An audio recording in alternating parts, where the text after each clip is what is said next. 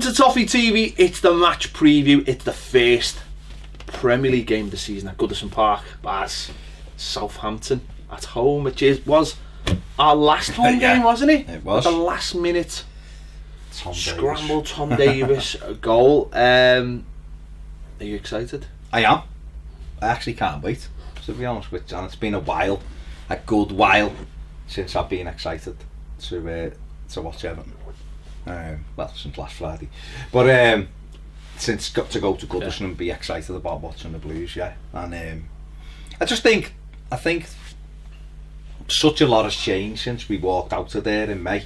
You know, we kind of, it was a bind, wasn't it? I mean, I stayed to see what was happening at the end and stuff. I had a little fella with me, and he wanted to see the players, and also I think you stay, so there was 5,000 of us left in the ground. But the mood from then to now was full on flip, doesn't it? And the new manager's come in and has got that enthusiasm going. He said everyone, the players I'm talking about, seem to be buying right into it. You see the little clips on the training ground where he's like giving them all high fives and hugs and stuff, and just I think deadline day really got a lot of people back on side as well. I feel anyway, just reading between the lines with like the social media side of it, what people are saying, I feel as though a lot of people who were a bit kind of critical and waiting for it all to go wrong have kind of gone, actually it looks like there is a plan. So yeah, I can't wait, to be honest. Yeah, Saturday I think was a big part of that, wasn't it? Because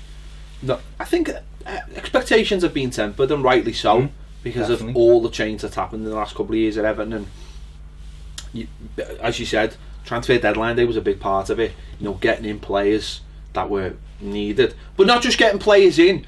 The level of player, I think. Not even that though, Baz. No. For me, certainly it was the fact of that these were players that Everton seemed to have gone for a while. So Mina, case in point, a player that we'd been linked with, and there was a lot of talk about other clubs coming in, and then since that signing, we've heard Marcel Brands talk about it, saying we wanted him 2 months before. We'd spoken to him, and he wanted to come. We watched the game. We watched the England game. I watched the England game with Bill, and we were both like, when he scored against England, shit. Basically, things like that. I think if you go out on deadline day and go, I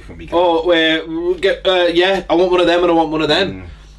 People don't buy into it, but when you actually go, well, we've been after this lad for 2 months and we got him on deadline day and we went after him, we were persistent, we thought we were always going to get him, he wanted to come. I think that's different. I think people are like, these have actually got a plan, these know what they want to do. This is not just scattergun recruitment, this has got a real plan with real people who really know what they're doing. And I think since Saturday as well with the game, the way we played and the level of how we worked, and I seen a little clip online earlier of a Wolves corner, and how I think Holgate headers it out, and then Coleman presses, and then Theo presses, and then Cenk Tosun presses, and he was in the box, and we end up getting possession back, and it's like, that straight away are the signs there that this team's going to be very different, and then the fans will buy into that. If we see you working hard on the pitch like that, then we're all in. We will back you till the hilt, and that's what it felt like. That it just felt like that was all joined back together. Or a long way to being joined back together, where it's been fragmented. Listen, this is something little, I suppose, or people might look at it as a big thing. Seeing a manager properly celebrating when we scored, like, this means something. Where Koeman was just like, I'm not saying Ronald Koeman didn't celebrate, but it was few and far between. It was like, and walk away. Whereas you see with Silva the real, desire to do better. And I think, I don't know, maybe just because it felt so disjointed and so disharmonious under Sam Allardyce. Not all Sam Allardyce is doing, let's have it right. The cracks were there anyway. That just was like the fire, the paraffin on top of the fire that was already burning. So it feels to me like there's a lot of things that have been healed. I'm not saying it's all done and it's perfect and it's going to be great, but I just mean a lot of healing has taken place. But people are starting to feel like you know what, things are moving in the right direction and I want to get behind it. That's how it certainly feels to me anyway. Yeah, certainly, and obviously Marcel Brands has spoken this week, and it's, you know, it's great to hear from him. We'd mentioned during the window, and now that it's all done and dusted, and you know, you'll probably have a bit of a lie down maybe for a few days. You know, it's he can come out and he can speak, and he's spoken really well. But you know, at the end of the day, this is the first Premier League game at home, and let's see a bit of it at home, you know what I mean? And that's the thing, isn't it? It's a decent first game. It's a decent point considering everything that's gone on and with the sending off. And Saturday's a chance to, you know, get in front of the home fans and show what they have been working on and where we're going. Definitely, and I think everyone should be enthused by Saturday. And we've said this on a couple of videos now. Me and you haven't really sat down and gone through it because you were doing other stuff Monday, but the fact that Richarlison was the only new addition in a side that was from last season. Yeah. You know, I know Walcott and Tosun were there, but they played last season. So to see such a change in tactics, change in the way we played the game, change in shape and pressing and everything, I think that was magnificent, especially when you look and you think there's another 4 or 5 to put pressure on this team as well, and good level of players, you know, that we haven't just brought players in like you said and just gone deadline day, we need him, we need that one, you know. It's been Bernard was going on for a bit, we got that sorted, and he's a top quality player. You know, Mina, like you said, he nailed his colours to the mast in May according to Brands and said I want to join, and Barca kept it on. Gomez, I think he tried to buy, but it was too expensive, he said, and he ended up getting him on loan and stuff. And obviously we've you know, got Kurt Zuma, who was someone who they were tracking anyway. So it's great, that level of play, because I think honestly, if you look at that level of player, it's probably better than everyone we've got in the team, if you know what I mean. It's like, it seems to be, whether it like transpires to be that way, we won't know until we play games. But looking at the level of play, you can look and go, well, he's better than what we've got, and he's better than what we've got, and he's better than what we've got, and if they play the way they can to the full potential. So that to me has really lifted me. But it's a game Saturday that we've got to win. It's a game we can win. You know, I was looking through before, Everton are unbeaten in the last 13 games against Southampton. I never like to do this, but I'm going to do it. Last season's 1-1 draw was only the 5th draw in the Premier League at Goodison between the two sides. We've lost once in our last 8 home games, so that straight away tells you that what we've managed to do over the last few seasons is maintain. Well, since Ronald Koeman arrived, Martinez's last season we were terrible at home, but Ronald Koeman kind of got that going again. I think we won 14 that season or 13, and then last season I think we ended up with 11 home wins. So that's that's got to be the core, isn't it? Because away form isn't great. Marco Silva won 6 of his first 7 home games with Hull, and has only won 3 home games since for Watford. So there's obviously things to temper it. We could have obviously 4 debuts in Saturday, you know, at Goodison with Richarlison, Dean, Bernard and Zuma all playing the first game, Goodison. And now about this for a little bit of a stat.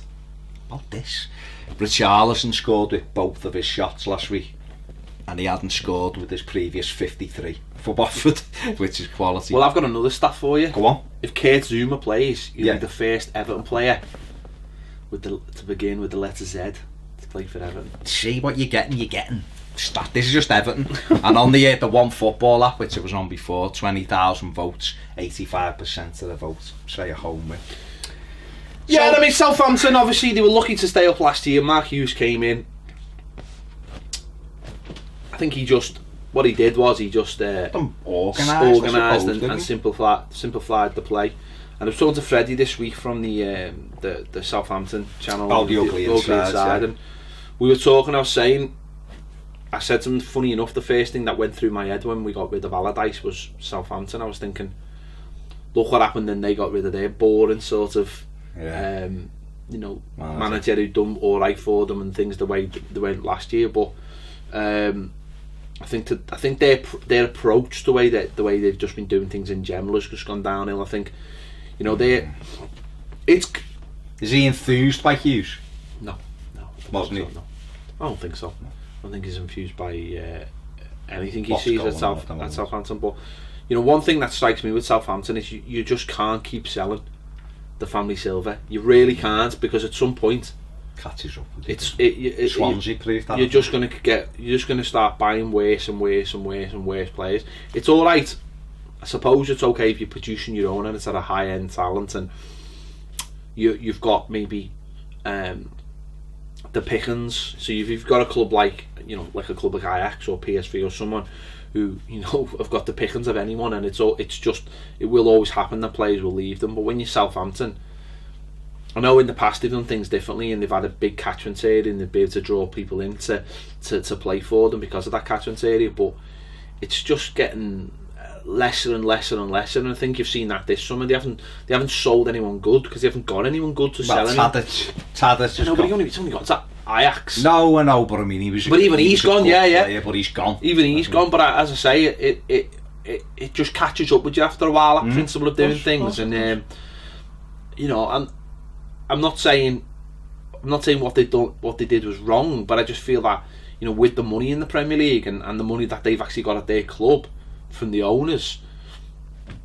I think they've really let the fans down. Because I look at it this season and I look who they've bought, and I don't see anyone particularly game changing for them. I see they've brought in I think they brought a centre back in from Germany, haven't they? He's good. Yeah, I know what I'm saying. They've brought very sort of they've brought players in that are, I imagine will make them stronger in terms of more organised and things like that, but there's no real match winners in there, you know. And they look at Danny Ings, won't they? Well, Ings is one that's come in deadline day. Southampton, they've won 3. They've won 3 of the last 32 Premier League. Well, 3 of the 32 Premier League games they played in August. They've only won 3 of them. They won the last away game of last season, of course, winning at Swansea, which basically kept them up, didn't it?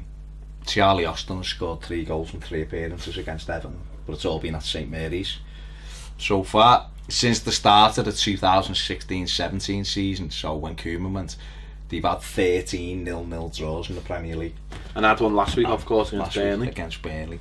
I done Danny Ings is the one to watch. Yeah. So he come on last week in the 54th minute. He was sub, so he had 3 shots, all off target, but that 3. He completed 14 of his 18 passes, received the ball 25 times. So in that amount of time that he was on, obviously he was playing a little bit deeper, trying to link the play with Austin. He created 4 chances from open play, completed 2 take-ons, won 3 out of 3 aerial duels. It's a big lad. So he's doing all right there, and he completed 6 out of 7 passes in the attacking third, finished with a 77.8% pass completion rate. So he's going to be a live wire, and by all accounts, when he came on, they stepped up and they finished the game. They'll look to him. They'll look to Danny Ings because, you know, okay, he's had a bad injury or a couple of bad injuries over the last couple of years, but you know, last season he was in the team. Did he play against us? He did. He did. In the 0-0. Did him and Solanke were up front. He's obviously scored in the derby as well. Scored a few years ago. When we drew with him. He's a live wire. He's a good player, and he will have got better. I think he's got better as a player, training with those players every single day, and I think he's a player that understands the game as well, and that's what they'll be looking at Southampton. They'll be looking at him to be their focal point, someone, their talisman. So he certainly is a danger, and who we'll have to watch out for. Stop the supply, you know. Stop the ball getting to him. Listen, let's be honest, right? It's about Everton on Saturday for me, and that's not being disrespectful to Southampton. We're at home, and we're the team that should be on the front foot. I think we're playing with loads of confidence. I think for us, obviously Kurt Zouma will play. I don't think Yerry Mina will. He's not. Do you think he'll play over Holgate? I do, you know. Yeah, I do, because I'm not sure how fit Mason is. I'm not sure how. I know he come back last week, and I know he's trained this week, but he's recovering himself from tendonitis in his Achilles, so that you have to let that settle down. I think Zouma, he's had a full week's training. He's played 88 games, I think, in the Premier League. He knows the Premier League. He's trained all week, which I think is a big advantage. And I think he'll start. Yeah, I do. I think Baines will keep his place at left back, and I think Zouma will be in alongside. I suppose with Holgate now, with that injury, like you said, like last week, he hasn't trained, or he hasn't played in games. In pre-season, a lot of games, and I imagine it is just to make sure to get that settled down. Now, obviously, he had to be on the bench on Saturday because we have nobody else. Yeah. But I imagine now if Zuma's in there and Yerry Mina is there or thereabouts, they might be able to just say to Holgate, listen, let's get that absolutely sorted, get it settled down, and then you can come back, rather than coming in, coming out. We don't want him to play. If he's carrying something, we don't want him to play because we don't need that. At the moment, we've got cover, we've got players, and I think Zuma's very good in terms of he knows a very good option. I mean to say, because he knows the Premier League, he's strong, he's quick. So I think it's a good opportunity.